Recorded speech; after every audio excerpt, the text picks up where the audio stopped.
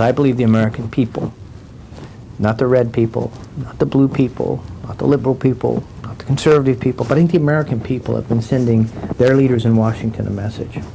And the message is this: we want you to have a restrained government that works for us. We want you to pursue political power, not to have it, but to use it to make our lives better. I think that's what this campaign has to be about. Whether you're a liberal or conservative, whether you're a Republican or Democrat, no one is happy with trillion-dollar annual debt. No one is happy with a $16 trillion debt.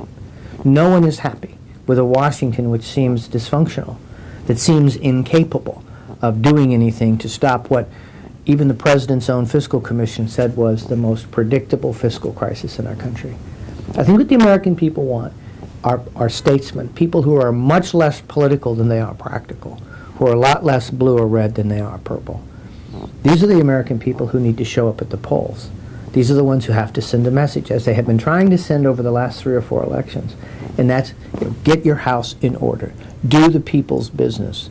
Quit sacrificing our concerns on the altar of partisan politics, or worse, personal gain.